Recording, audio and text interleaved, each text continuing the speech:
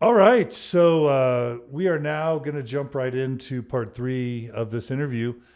There are a lot of contemporary issues within Mormonism. There's Proposition 8. There's the November 2015 policy. There's still, a lot of, there's still North Star, Evergreen's dead, which you mentioned in your book Yeah. having some interactions with Evergreen. And I should mention, we're back with Chad Anderson, who's the author of this book, Gay Mormon Dad. In the first two parts, we've talked about his experience as a gay Mormon, and eventually as gay Mormon dad, and then eventually as a gay dad who's no longer Mormon. Chad is a licensed clinical social worker. He works here in Salt Lake City, providing clinical services both to gay LGBT individuals, but also other individuals experiencing faith crisis, healthy sexuality, sex positivity, all sorts of good work. At the end, we'll have you plug your practice. Sure. Yeah, Prop 8, November policy. Evergreen's dead, but North Star is still thriving. We've got a lot of Mormons still considering celibacy, LGBT Mormons considering celibacy. Suicide's still a huge issue. Suicide rates have tripled amongst youth in Utah over the past, since 2008, which ironically is when Proposition 8 sort of started. Not that we can draw a causal connection there, but it would be weird to not at least wonder if there's some correlation. But then we also have Tom Christofferson's book coming out, that they may be one. And then we've got now Russell M. Nelson as prophet of the church, who has spoken out regarding the November policy. He sort of stepped extra to say that that's doctrine. And then he brings Dallin H. Oaks into the First Presidency, which, Dallin H. Oaks has been a very vocal opponent of same-sex marriage and the like. So, these sorts of things have really powerful impacts on people, on individual lives, on our community, on Mormons. So what I like to do is just kind of take you through each of those things. Oh, and of course we have Josh and Lolly Weed coming out. Yeah. But we still have North Star and Ty Mansfield and other sorts of people. Affirmation. Doing really interesting things. So I want to just talk about all those things. Yes. So let's start and let's talk about Proposition 8. And if you have any commentary on that. And then, by the way, I want to end with you talking about your work with LGBT people. Sure. And sort of what types of advice you do and don't give, or counsel, or experiences you have, so that we can help our LGBT Mormons and former Mormons have the healthiest, happiest life possible. Prior to my coming out of the closet, I threw myself in, for a lot of my life, into understanding Mormonism and Mormon doctrine. Upon leaving the closet, that passion of mine for history and culture has shifted to a more worldwide perspective. So I've spent a lot of time over the last 7 years researching the history of gay people and trans people and American culture, everything from Watergate and McCarthyism to the AIDS crisis, just developing an understanding of this world that we live in. I was very much under that Mormon bubble where I had a peripheral understanding, but it was always from a Mormon bent. That's kind of how I grew up. So coming out and learning what culture outside of Mormonism is and history outside of Mormonism has been a huge part of my development over the last 7 years. I'm summing up a lot of stuff. But at the time when Proposition 8 was happening, I don't think I had a really strong reaction to it. I was an active Mormon married guy, and I just was depressed, and I thought about it as something that was happening to people far away. But upon coming out and meeting people and learning what really happened and growing to love people who are impacted by it, that gives me a very different, passionate awareness. And part of the danger of Mormonism, I'm going to draw a parallel here. I feel like people who are actively Mormon are so caught up in the bubble that they can't see outside of it. I almost want to compare it to people who are American. When we are American, we're so caught up in, we're number one, this is the best country in the world. We speak whatever political affiliation we have, but we don't really have an outside understanding of world culture or things that go on outside of what our own views are. We only look at news sites that are part of our diatribe. We want to talk about freedom of religion and freedom of speech and the founding of our country, but we don't want to talk about the slaughter of Native Americans and slavery and women being denied the right to vote. So America comes from both of those sides, and we have to speak to all of that language. Mormonism, and this isn't a direct parallel, but Mormonism has a lot of the same. There's so much beauty in the formation of this religion. Truth and love and happiness, and we respect everybody, and God loves us, and we have an eternal destiny.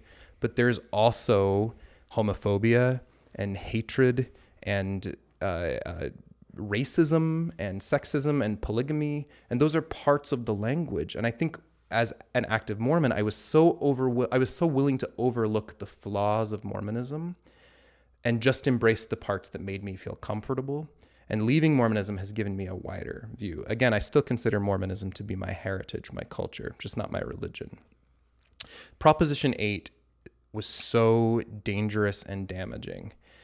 When you look at Mormon history with homosexuality, people being excommunicated and put into church tribunals and disciplinary councils and publicly exposed for being gay, and Mormon influence in politics and the shock treatments at BYU, and you can cure it, just try hard, and marry women and you're going to be fine, and all of those messages that were delivered, they're delivered by men who people believe speak for God.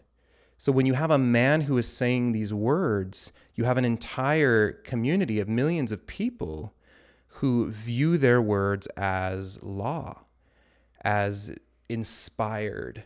So when a letter is read over the pulpit that says gay marriage is evil, give your money, give your time, and fight against this gay marriage, that trickles down to the individual people who are hurting and struggling. It causes people like me at the time to disown his sister when she comes out. It causes people like Stuart Matus to go to the church and commit suicide publicly. One soul lost is too many. And the consequences of the church's actions with Proposition 8 have affected hundreds of thousands of people, some who didn't make it, some who doubled down and disowned their kids or kicked them out, some who entered marriages and started families because they didn't see homosexuality as an option.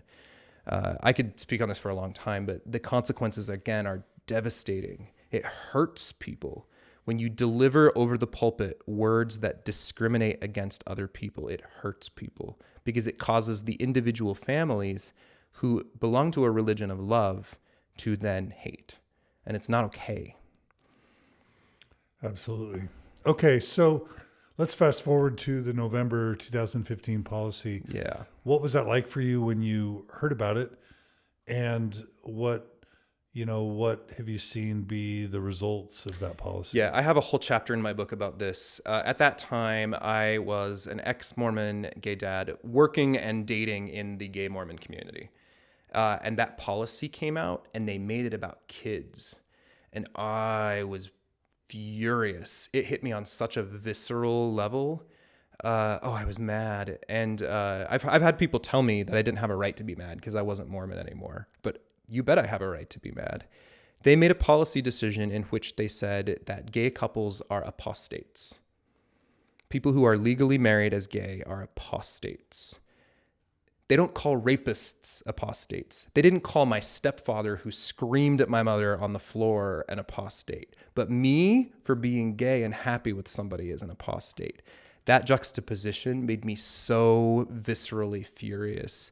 Then they said that the kids had to disown their parents. They're not allowed to be included. They're not allowed to belong. My kids, I'm ex-Mormon, so is their mom, but my family and her family are still Mormon. So it creates then a power differential. Do my children have less value than their Mormon cousins?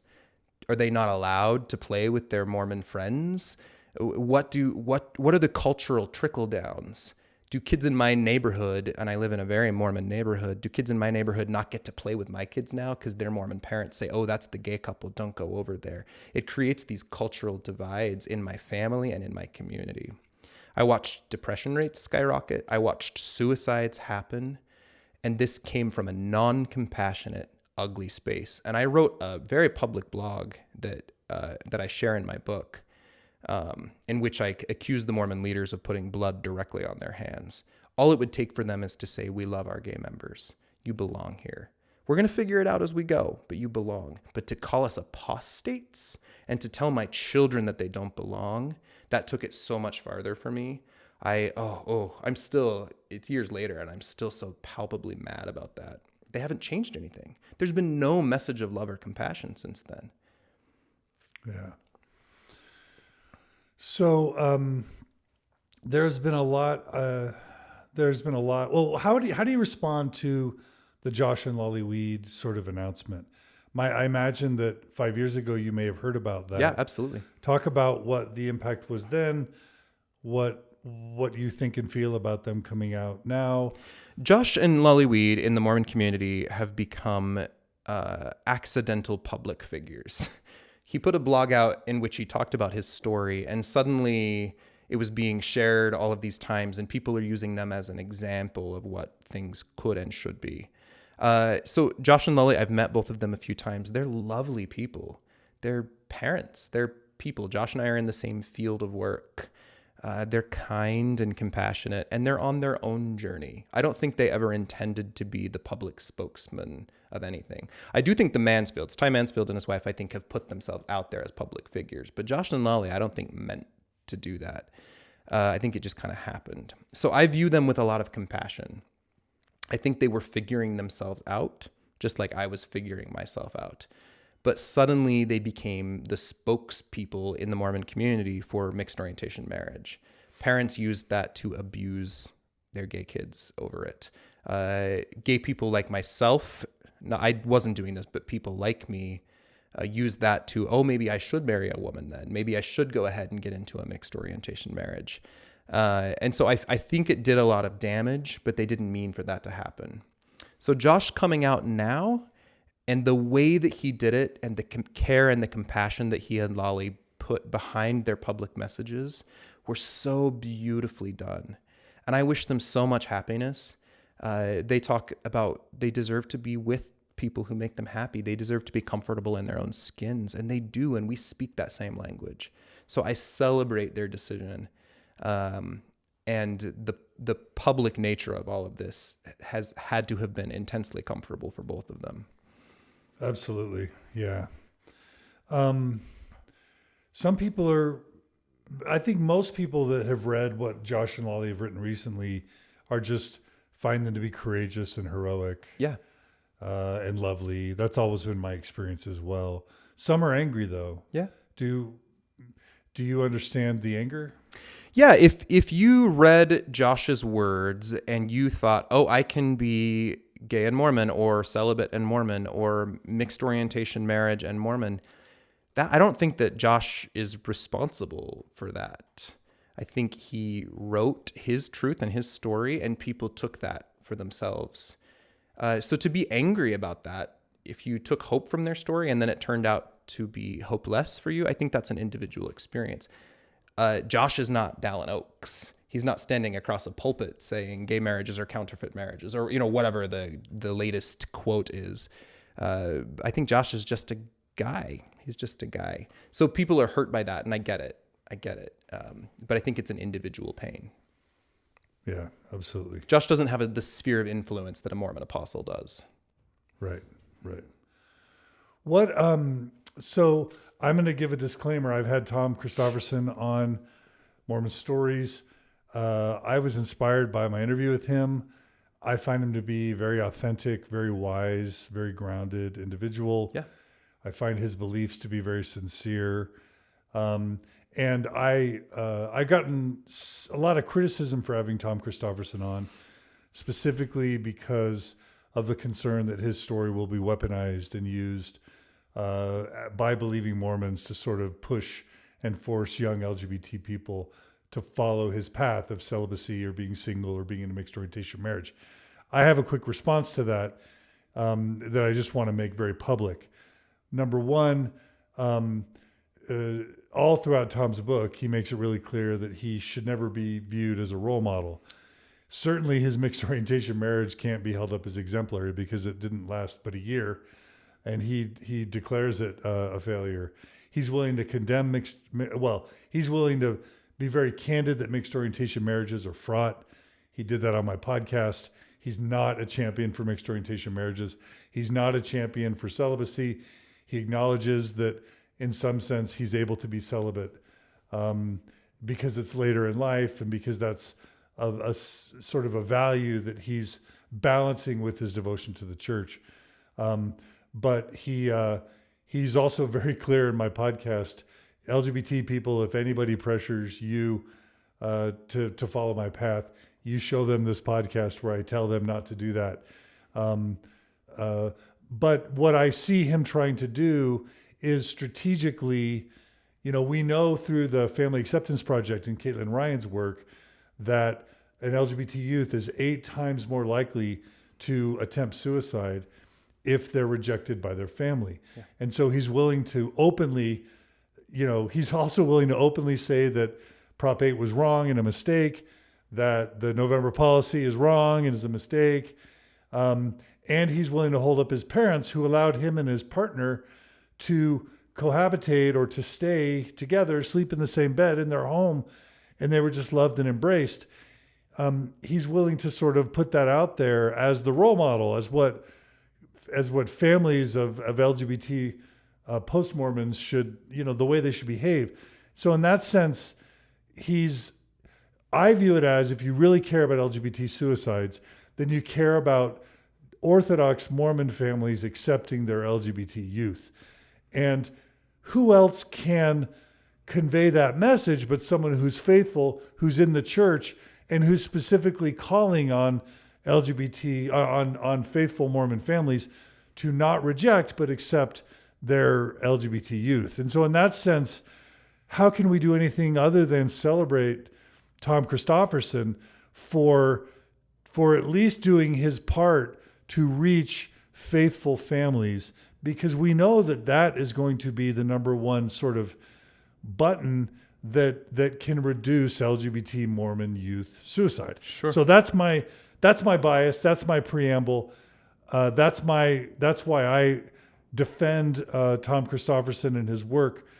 Now I want to hear you. You're an LCSW. You also did a mixed orientation marriage. You work a lot with LGBT Mormons and post-Mormons. Can you talk about his book from your perspective? Yeah, absolutely. I saw your interview with Tom, beautifully done, and I read his book also, and it's beautifully done. I think Tom as a person is really lovely, and he's very careful in both his book and in the interview to say, this is my story, nobody else's. And one thing I really love about it is he talks about having been in a long-term gay relationship in which he was very happy and fulfilled. It was a good relationship. And eventually he, for personal reasons, made the decision to leave that relationship and then return to his faith community, where he's now acting as a celibate Mormon, right? So I think that his journey is an individual journey. He describes growing up with loving family support. When he came out many years ago, it was, we love you. He and his partner were well accepted by their family. So I think his Mormon experience has been very unique in that many gay Mormons don't have those experiences. So I think his decision is really positive for him. The danger comes in, and this is where I hear it from the other sides, on a wider level, on a policy level, on a cultural level, when we are delivering a message that gay people are broken straight people, that they're second-class citizens, that they don't have a place in the kingdom of heaven. When we say you have to marry the opposite sex or you have to be celibate, and those are the only options, that is absolutely unacceptable. And that's where the suicidality and the personal shame and the depression and the anxiety come from. And that's systemic, not just for Mormonism, but also for Americans, for Christian culture. Mormons are unique, though, in that we have these living men who say they speak directly for God. And when they are the ones delivering the message, we then assume that that message comes from God. So Tom Christofferson has a unique position in that he has some clout because his brother is an apostle. And when we have someone from that caliber saying, I am choosing celibacy and I want to tell my story to people, we then have people on both sides. And I'm going to use these terms loosely again: Mormon community, gay community. We have Mormons who say, see, celibacy is an option. I'm going to pressure now my child, or I'm going to put pressure on myself to never be happy, to never find relationships. That's a horrible way to live. And research shows that there is so much suicidality and depression in relation to those decisions. On the flip side, we have people in the gay community, quote unquote, who are very critical of people who make decisions that are against popular culture. Gay people who say you can't be Republican and gay, or you can't be a Mormon and gay, or a clergy and gay. You can't be a celibate Mormon guy and be gay. And they criticize, they throw these people out in a way as outcasts, in a very similar way to what Mormons do with people who choose to actively be gay, quote unquote, choose. So I think that there's a dangerous diatribe that happens on both sides of the fence, in that we don't want to include people who don't look like us. There's an ethnocentric response on both sides of the fence. The difference, though, is when Mormons reject, people enter years-long relationships with themselves and with others around them in which they don't like themselves. I didn't come out till 32. I lost 20 years of my life unhappy and depressed, despite my quote-unquote accomplishments, because of those messages that were delivered. It dawned on me, and I mentioned this in my book, it dawned on me recently, just a few years ago, that at 8 years old, my childhood hero was Abinadi. And for those of you who know the story of Abinadi, he was an old man who was called to preach repentance to people, and they burned him at the stake for it. My childhood hero was a scriptural story about a man being burned to death for sacrificing himself. That's twisted. That's weird. And just the dawning of that, like the realization of, oh man, that's what I idolized as a child. Literally let yourself burn to death for the greater good. That's not okay. When we're delivering those messages to an entire population of people, it's unacceptable, whether it's on the basis of race, gender, or sexual orientation, or gender identity. So as you review Tom's book, as someone who has left the church, who's no longer a believer, but who probably still very much cares about LGBT Mormons, the pain and suffering that goes on, LGBT suicides, are you able to say whether you feel like it makes a net positive or net negative contribution to, as an influence to suicide, to LGBT acceptance in the church, to all that stuff? Ultimately, I think it's going to be there's a certain level of cynicism here. I think it's the thing that's being talked about right now, and in another couple months, something else will be talked about. I think that's the nature of media and sourceology nowadays. I do think the book is very well written, and I think that Tom is a lovely person, but it's a very individual journey that he took. So I do think that there is going to be fallout and damage from families who use that book, much like Proposition 8 or other things along the way. They use that book to say you should be celibate or you should not be gay. People who feel like I have to choose between being lonely for the rest of my life or I have to marry someone of the opposite sex. Otherwise, I don't get eternal salvation. That's dangerous because both of those paths are very, very likely, like 90% plus, to result in depression and extreme unhappiness. And that's not okay because suicide and depression and broken relationships are the result. But can you also see the intended audience of the book, which is faithful LDS Church members who read the book and come off saying, wow, if D. Todd and Tom's parents can treat Tom and his partner with love and acceptance, then maybe I will too.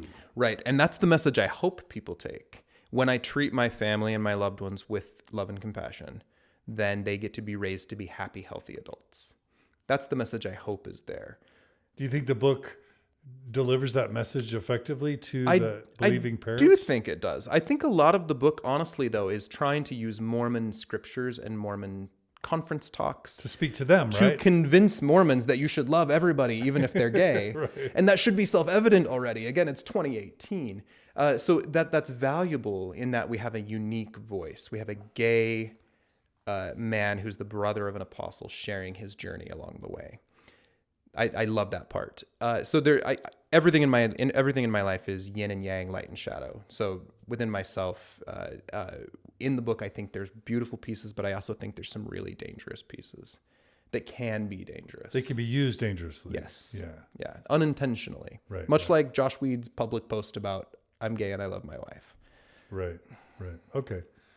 And that's almost true about anything you do publicly. Yeah. I mean, could someone say your book could be used in that way? Yes. Okay. So Absolutely. You're saying that's true about any time you make some effort to do something publicly, there's going to be people that might use it, in a way that could cause harm. Absolutely. The difference here being Tom's position as the relative of an apostle.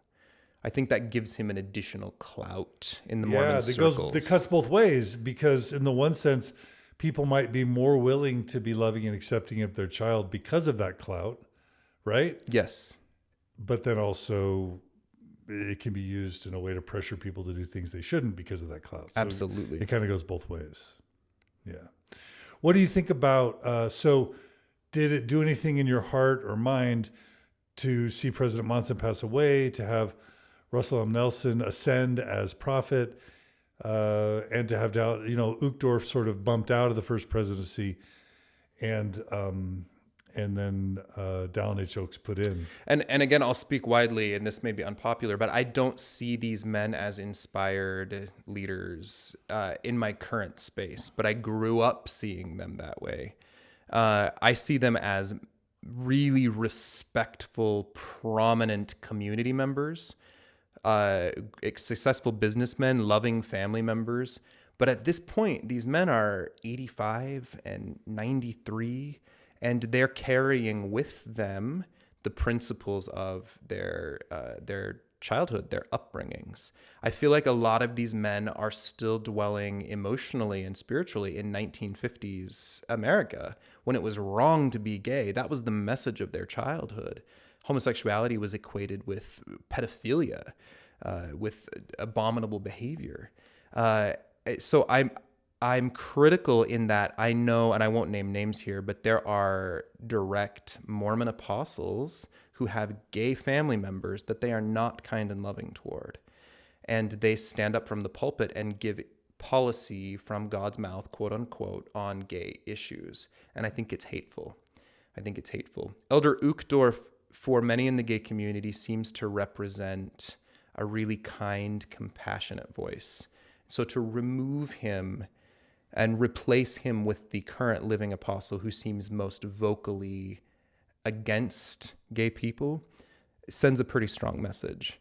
And again, I don't mean to criticize these as individual men, but organizationally, there's a lot wrong with that, because we have people who then feel unsafe in their own families, in their own wards, in their own communities. So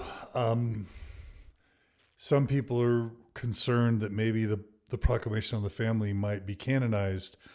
Other people are really fearful about what other changes might be afoot with Nelson and Oaks at the helm. Do you have any thoughts or predictions or fears? The proclamation of the family, I think, did a lot of damage at the time. I think canonizing it just reminds everybody of how much damage was done. It's not new. I think people already view it as canon.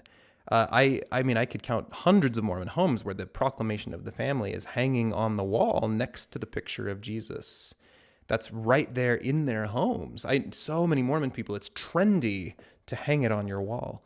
And the messages of you are straight and you were born in the body you were meant to be in, that does so much damage to the gay and the transgender communities. It's hurtful. So I think it's just more of the same. I don't expect much from Mormon leaders at this point on a personal level. I see the damage that happens in the way I phrase it in my book, and the timing seems to be a little different now, but back around the November 2015 policy decision, I compare the Mormon leaders' relationship with the gay community to my own relationship with my stepfather as an adolescent. He would get very violent and loud and angry, and then he'd go real quiet for a couple months. everything would just be normal in the house, and maybe we can forget the past. And then 2 months would go by and he'd get real loud and angry again. And that's how the Mormon relationship with the gay community felt to me for a long time. There'd be something really awful and hateful said across the pulpit, and I'd see the shockwaves in the community, and then it would go quiet for a little while until the next thing was said. There's almost a PTSD. You're waiting for the next abusive event to take place. Those do seem to be happening less frequently. There is change. The church doesn't seem to be saying that gay people are broken outwardly any longer, or that it's curable. They seem to admit that being born gay or trans is something they don't understand. They seem to be pushing toward mixed orientation marriage slightly less, but now the messages are you're apostates if you get married, you need to be celibate your whole life. And that's a whole different kind of damage. It's not loving. And I know people don't like to say this, but it's homophobic and it's cruel. And we don't tolerate that in our society any longer, but we seem to tolerate it within the church and try to find excuses for it. Right. So when you, do you ever get faithful LGBT clients? Yes. How do you navigate? Meaning active in their Mormon wards who are LGBT. Yes. Yeah. How do you counsel them? How do you navigate, on the one hand, your concerns that the church might be toxic or damaging to them if they stay in it, but your allegiance as a mental health professional to the client's values, not yours, and not imposing your agenda on your clients? Right. What do you say to LGBT youth and adults who are believing and trying to make the church work? Most of my clients reach out to me already knowing my story. They know that I'm an ex-Mormon gay dad. So a lot of them that reach out to me understand that that's part of my narrative.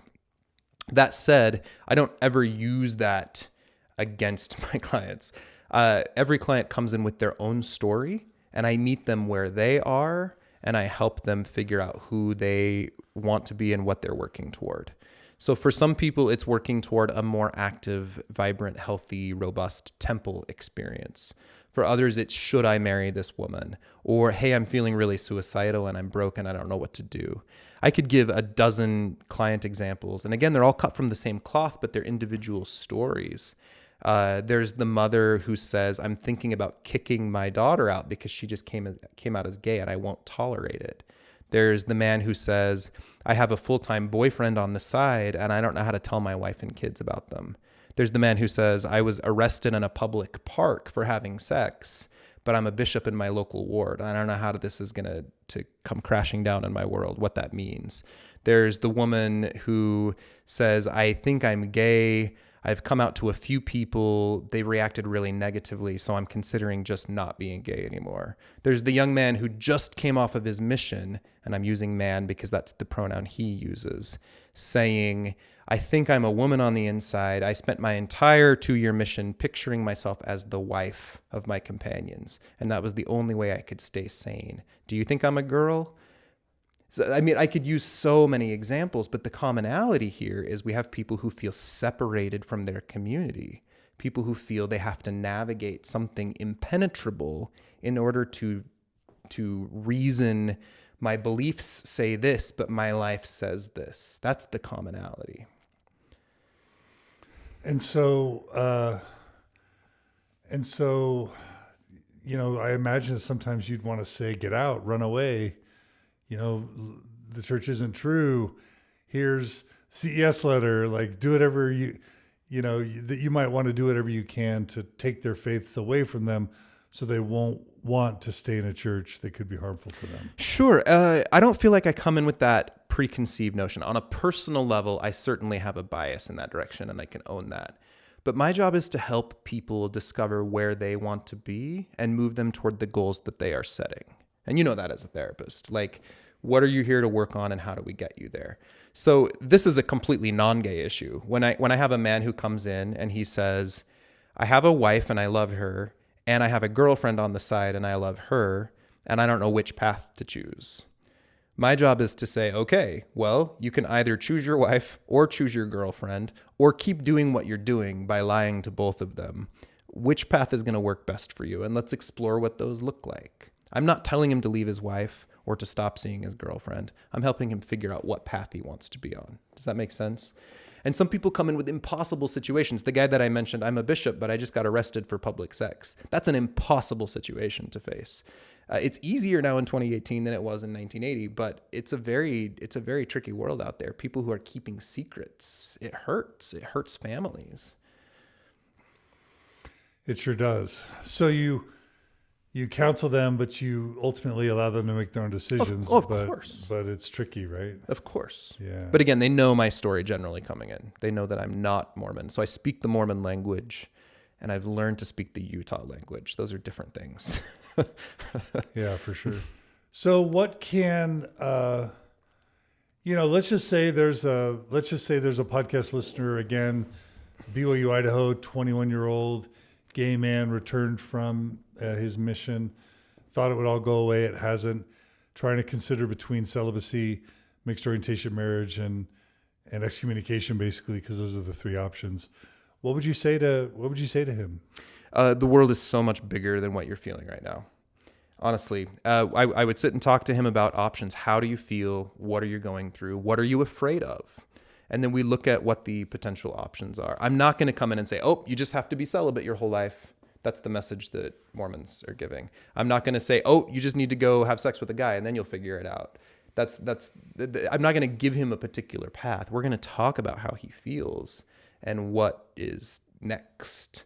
And it requires a lot of hard work. When we become spiritually out of shape or emotionally out of shape, it takes a lot of work to get in shape. And coming out of the closet is a big deal. So that's a lot to navigate. One of the beautiful messages from Tom Christofferson's book is, I am gay, I love myself, I've had a really happy life with a happy family, and here's where I'm finding my peace now. I mean, that's the message he's trying to send overall, and that's a beautiful message. So were Tom Christofferson my client, we would talk about that. How do you feel? What does this mean for you? And we explore that. There's no, oh, no, you have to leave Mormonism because that's the only way to be happy. That's not true. But telling our children, you must be straight, you must be not transgender, you must be Mormon, you must be celibate, that does damage. When we give that line in the sand, this is what God says, otherwise you're an apostate, you're evil. That's not okay. That's when it becomes abusive. So Evergreen's gone, but North Star is still surviving. Mm-hmm. I don't know if there are other, and there's also Affirmation. Mm-hmm. Can you talk about your impressions of North Star, the good and the bad, or the dangerous and the healthy? Yeah, and Affirmation as well. I think North Star and Affirmation both do a really beautiful job of working really hard within their religious and cultural constructs to create a safe, open space for LGBT youth and adults. I do think that some of the messages that they share are biased toward Mormonism and conforming toward Mormonism. So it's a weird space to say, like, we want you to be safe here. We love everyone, and we follow church standards, so we expect you to be celibate or married, right? So there's a weird bias that takes place there. And so there's a lot of people who are very vocally critical of those spaces. I think they're really healthy spaces in a lot of regards, but I do think that the bias toward religiosity can be dangerous. I don't participate much with them on a personal level now. When I first came out, I did. But now I find more safety in separation. But it's nice as an LGBT youth or adult to have a space in which you can share with other people how you're feeling. Everywhere else in your life, you've been shut off, turned away, shut down. You can't speak. You're not safe here. So to have a space to share that is invaluable for the healing process. So I think it's a yin yang thing there also, in that there's a lot of good that's done, but there can be damage. What are the things that we've talked about with North Star? And I just need your checking to see whether this is still what's going on or not. Number one is that Ty Mansfield and others are involved in these Journey into Manhood, or at least they have in the past, these Journey into Manhood sort of events where through North Star, these sort of reparative therapy like events are promoted, where you go off into the desert or somewhere remote with a bunch of other gay men, you're taught that the reason why you're gay is because, you didn't have the right relationship with your dad or your mom. You didn't have healthy relationships with men, the right levels of masculinity. And so through these journey to manhood sorts of events, you can reclaim your masculinity. You can repair these broken, defective forms of attachment, either with other men or with your parents, and that through that you can get to a place of healing. Yeah.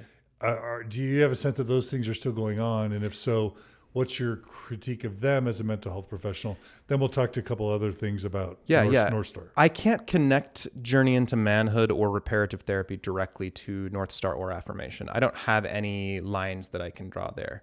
But speaking specifically to reparative therapy and specifically about Journey into Manhood, those are dangerous and unhealthy environments.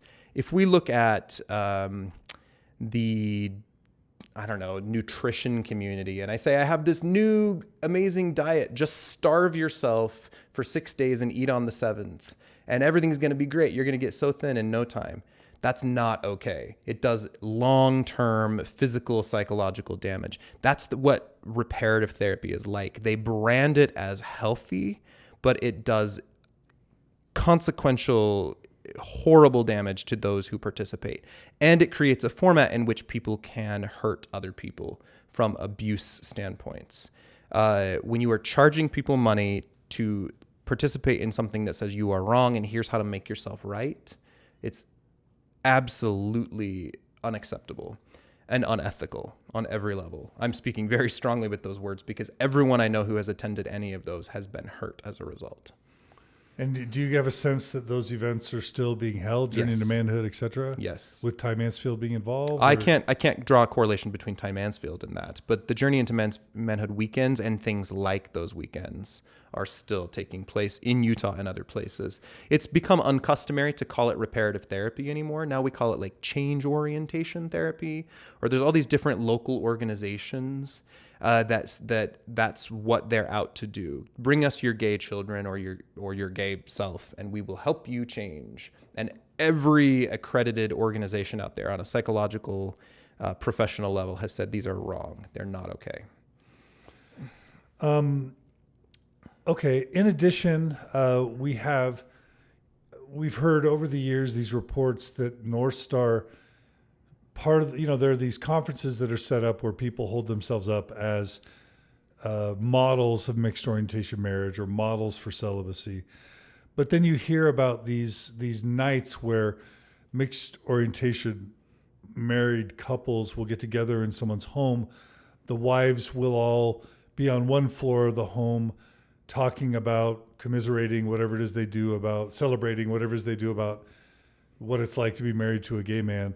And then all the gay men will go to a separate place in the home and cuddle or connect physically, reportedly not, any sex or inappropriate sort of things that would violate the law of chastity. But the idea is that these married men who are gay would get the emotional, physical, their needs met in a way that would allow them to still thrive in their mixed orientation marriages because they had this channel, this funnel for their their needs to have physical intimacy with other gay men. Have you heard about these? Yes. Do you have a sense that they're still going on? Yes. And do you have a sense of whether they're good or bad or healthy or unhealthy? Again, I'm going to use a yin-yang approach here. Again, the healthy parts are, it's really wonderful to have a support group, both for the straight spouses and the gay men or gay women or trans individuals. It's nice to have people to share with. When you are feeling silenced and like nobody understands you, it feels wonderful. If you've been sexually assaulted, it's lovely to sit in a group of people and process your experience. If you're going through a divorce, it's lovely to sit with people who are going through divorces and you can talk about it. It's nice to join with others in a support group format. That's a really healthy, proven method. Again, when we enter it with the bias of we want to help you become straighter by this, or we're going to help your marriage be healthier by this, there are some unhealthy underlying messages to those things, but it's really valuable. Speaking as a man who didn't feel touched until I was 32. I was never part of one of these like cuddle circles. But for me at that time, as a 30-year-old being touched by another man who had not experienced that, that would have been a really powerful emotional experience. I do think that that would have made me long for more, however. I don't think it would have made the desire go away. I think it would have just stoked the fires hotter. So I think there's a weird message that develops from if you cuddle with other men or if you're able to meet these sexual needs through light physical contact. I don't think that that's a realistic message to send. And I do think there's a gender bias there as well. We can help the men get their needs met so that the women can be more okay. And I don't like the message that sends. So I think that there's some really valuable pieces and some parts that are pretty painful. But those do happen. Still. And it also becomes a place for gay men to meet other gay men or for gay women to meet other gay women. And the hormones speak very strongly. So there's some of those events from Evergreen on down that then become used for, here's a pool of sexual partners for me to be involved with secretly. And I'm not saying that's the case in every event, but there's certainly, that's certainly an unintended result. Is it leads to cheating on the side sometimes. What were you ever involved with affirmation, and do you have perceptions about what role affirmation is or isn't playing in 2018? Yeah, so after coming out, I attended several different affirmation events. I even spoke at a couple. I think it's nice. I think that they are giving voice again in a place of inclusion to people who are accustomed to feeling disenfranchised. So I think there's a lot of value there. But the same answer in that when we enter it with the bias that we want to help you be a better Mormon, that there can be some dangerous consequences of that. But providing a space for LGBT believing people, LGBT members to commiserate and to talk and to heal, I think there's a lot of value there for both affirmation and North Star. Honestly, I think that there's a lot of positive consequences of those. In my own journey as a Mormon gay guy, I was not out to anyone really. I treated reaching out for help. I would create fake identities and join like a gay message board so nobody could possibly find out who I was, just so I could talk to other people. You know what I mean? It was a very different experience for me. And I was in northern Idaho during my entire marriage, and there's no affirmation at the time, at least. There was no North Star. There was no Evergreen. So any support I found was online. But I ordered books from Evergreen, and the messages in those books did damage to me. They talked about, you're not really gay, you just have to try harder. It was the same message with kinder words. You can cure your gay if you just try hard enough. And it did more damage to me. Got it. James writes, he's referring to the Journey to Manhood camps. I have friends of mine that did those camps and still ended up divorcing their wives and dating men after they finally realized they were gay. Sure. Cuddling men in the woods is not going to make you more straight. There's no right or wrong about that. But again, the physical contact, the healing piece for them is really good. But I know people during Journey into Manhood events and other events who have been taken advantage of by the quote unquote professionals there, who then use their power and influence to be predators. And I know men who've been abused or taken advantage of in those situations, and it's not okay. All right. Tell us what you think about the LDS Church's Mormon and Gays website. Is it good? Is it bad? Is it yin yang? Yeah, it's yin yang always. I think it's I think it's healthy. I think it gives voice to people who need to see that stuff. I think I look at it a lot of like the church's acknowledgement that there has been racism and polygamy. They're making more public statements and owning some of those things. I think that's a really strong step in the right direction.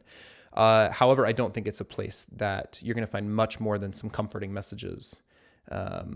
It doesn't have a section of gay affirmative therapists for gay people to go reach out to try to get help. You know what I mean? It just says we acknowledge gay people and it's complex. That's basically the message from the website. So being acknowledged is much better than being ignored, but it's not enough. Right. So what does the LDS Church need to do to make things right in your view? Ooh, it's the difference between Donald Trump and Justin Trudeau for me, for those that know those figures.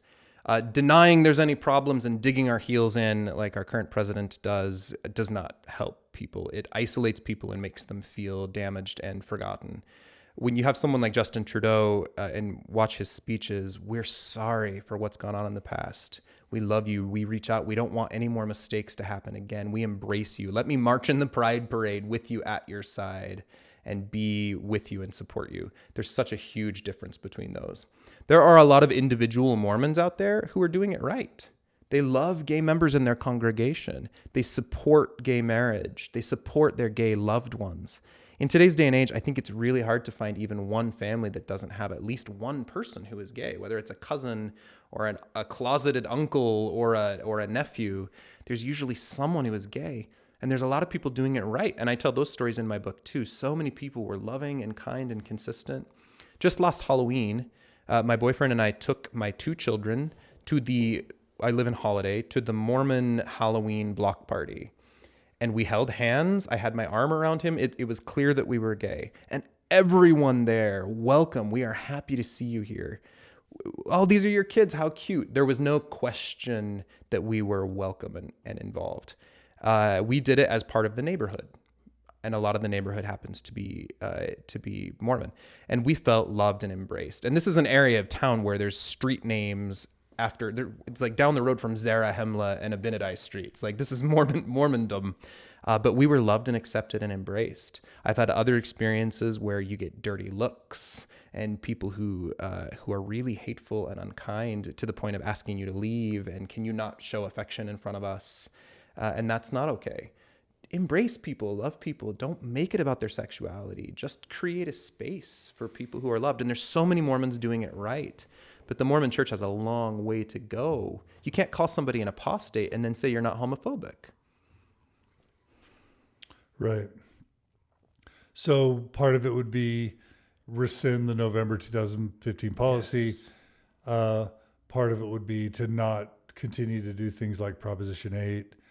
Part of it might be to apologize for the way that people have been treated and to begin speaking in more affirming words to LGBT identities. Right. We love and embrace everyone. You are welcome here. That sign that hangs that says visitors welcome, they mean it. Right. But I imagine that in the church's calculus, they're thinking, we've got statements from most apostles and church presidents from the mid 50s till recently saying that, acting in any way following, same-sex sexual desire is sinful. I imagine they feel that if they were to all of a sudden now be affirming and say that it's not sinful, that a same-sex committed loving relationship is okay, they're going to be sending messages to the members that they, number one, get it wrong on important issues, and then number two, that they're just sort of buckling to prevailing societal trends. So in some sense, are they kind of in a corner? How can they change and not undermine their own authority? Using New Testament terms, and this is a strong statement, but current active true blue Mormons represent the Sadducees and the Pharisees to me more than they represent the message of Christ. Christ stepped away from people and embraced people. We love you. Let him who is out without sin cast the first stone. He reached out to women and to those of ill repute, and he welcomed them with open arms. And meanwhile, the Sadducees and the Pharisees were grumbling and mumbling and complaining over in the corners about how this isn't how we've done things. So if you want to embrace a Christ-like loving message, embrace the people who need it the most, the refugee, the LGBT, the people who have been hurt, and give them a place and give them a voice, make them feel welcome at your tables. That's the way to be Christ-like to me. And again, there's a lot of Mormon people doing that right. But there's a lot of messages coming from the top down that you don't belong. You're not welcome here. Try harder, be different, change. Look more like me. look more like the straight white guy who plans on having many wives in heaven, then you can belong. And I don't want to be a part of that on a personal level. I embrace people who do want to be a part of it. And again, it's an individual journey. But I think it's very hard to feel loved and belong by people who tell you you're an apostate. But how do they change without ruining the church? How do they make changes to accommodate LGBT people without wrecking the church? The church has made mighty changes in the past. They've changed policies on polygamy. They've changed text in the Book of Mormon. They changed massive, the manifesto, is that what it's called? Allowing blacks to have the priesthood. But those policies still stay there. There's still not one black member of the Quorum of the 12 Apostles. There's still not women that are getting involved on higher levels. So change is happening, but it's also stayed the same in a lot of ways. If you can change those things, however, you can work on changing this. You can allow gay people. I don't know what that means for Mormon policy and Mormon doctrine. And frankly, in a very real way, and again, strong statement, but I don't care. I care about, I'm making up names here. I care about John Smith, who wrote suicide notes last night and may not make it until tomorrow. I care about the young man who hung himself in his closet and his mom who had to walk in and find him. And now she's my client because she can't get over the heartbreak. I care about the people who are being impacted by these decisions, who are wasting decades of their precious short lives hating themselves. Those are the things I care about. The Mormon doctrinal piece, that's not for me to sort out, but I will call out when people are being told they don't belong.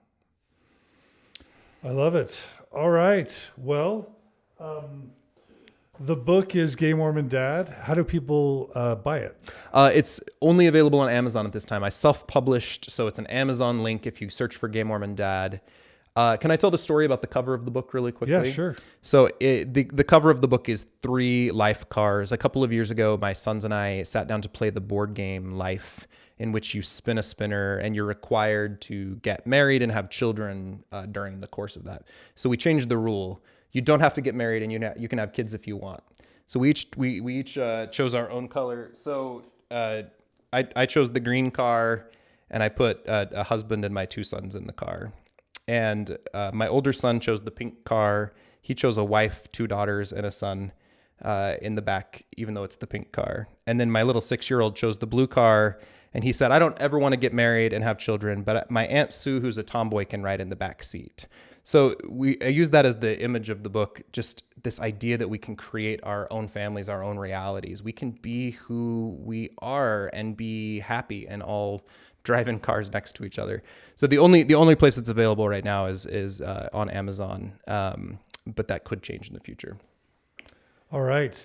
What if somebody wants to seek out your professional services? How do they find you? Facebook. I have a Facebook page for my business. It's Chad Anderson, LCSW. Email or phone are a good way. Can I say my phone number on? Yeah. So my business number is 801-631-4536. So 801-631-4536. So if you would like support, I'm happy to help. We can certainly talk. And if I'm not the right fit for you, I'm happy to help you get lined up with someone who might be.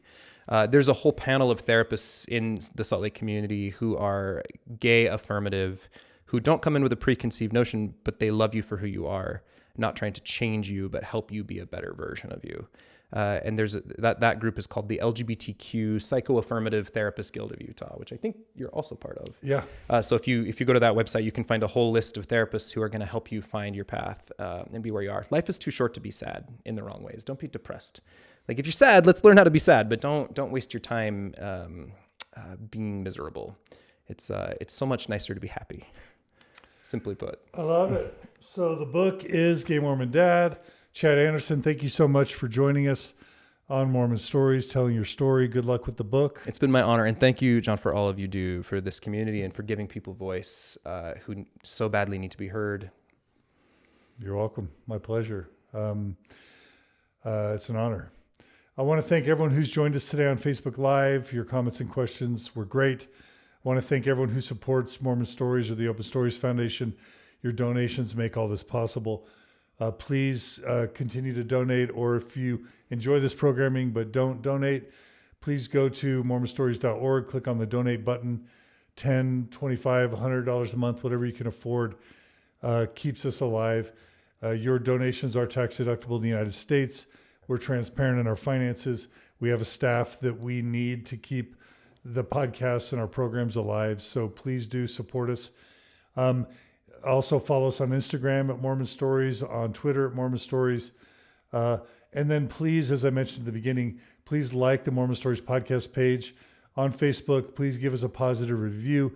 We have occasionally mean-spirited people who aren't genuine listeners of the podcast, but just want to malign us, and they give us 1-star ratings, and it really harms our rating. So the more positive ratings we have, the more we can drown out the haters. If people sincerely listen to the podcast and don't like it and have criticisms and want to rate us however they rate us, that's fine. It's just when mean-spirited people who don't really pay attention are just trying to harm us. So your positive reviews help let people know that you value what we do. Also, please go to iTunes, log in, and find Mormon Stories podcast and give us favorable ratings on iTunes. It really does make a big difference. And then share if you find this episode is valuable, other episodes are valuable. Please share them on your Facebook wall, on Instagram, on Twitter, social media, through email, however you want to do it. Even word of mouth, tell friends about it. All that stuff helps keep us alive and keep us thriving. All right. Thanks again, Chad. Thank you. Thanks, everybody. Take care. We'll join. Hope you'll join us again soon for another episode of Mormon Stories podcast. Please take care.